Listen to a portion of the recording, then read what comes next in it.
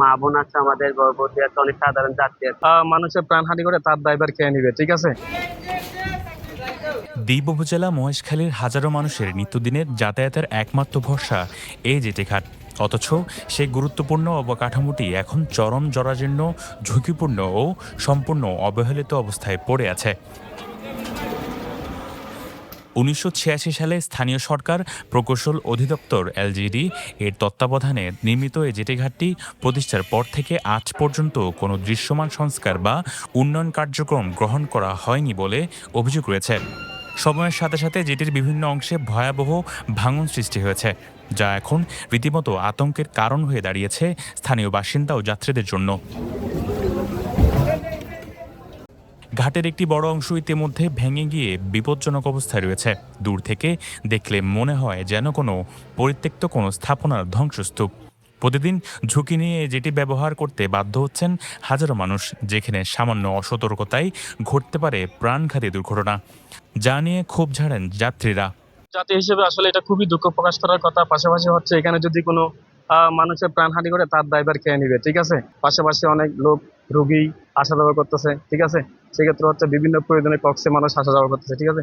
সেক্ষেত্রে হচ্ছে এটা হচ্ছে দ্রুত একটা ব্যবস্থা নেওয়া দরকার। আমি মহেশখালী একজন শহরের নাগরিক হিসেবে আমি এটা। প্রশাসন তো এর আগে অনেকটা নিউজ হয়েছে, বাট এখনো তো দ্রুত কোনো পর্যায়ে কার্যকর পদক্ষেপ দেখতে পাচ্ছি না প্রশাসনের কাছ থেকে। বাট নিউজ তো হচ্ছে, প্রতিদিন নিউজ হচ্ছে, বাট কোনো প্রকার কার্যকরী পদক্ষেপ আমরা দেখতে পাচ্ছি না। স্পিডবোট চালকেরা জানান, জোয়ারের সময় পরিস্থিতি আরও ভয়াবহ হয়ে ওঠে। যাত্রীর ওঠানামা করতে গিয়ে প্রায় দুর্ঘটনার ঝুঁকি তৈরি হয়।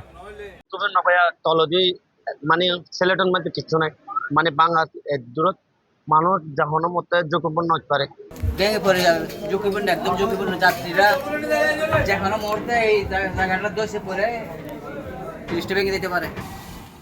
এ বিষয়ে বাংলাদেশ অভ্যন্তরীণ নৌ পরিবহন কর্তৃপক্ষ বিআইডব্লিউটি এর কর্মকর্তা পেনোয়াকে জানান, ১৯৮৬ সালে নির্মাণের পর থেকে এটি কার্যত অরক্ষিত অবস্থা রয়েছে। তিনি জানান, উপজেলা নির্বাহী কর্মকর্তা সহ সংশ্লিষ্ট কর্মকর্তাদের নিয়ে ঘাটটি ইতোমধ্যে পরিদর্শন করা হয়েছে। বিষয়টি চেয়ারম্যান বরাবর লিখিতভাবে জানানো হয়েছে এবং এলজিডি অফিসেও প্রয়োজনীয় তথ্য সংগ্রহের জন্য কর্মকর্তা পাঠানো হয়েছে।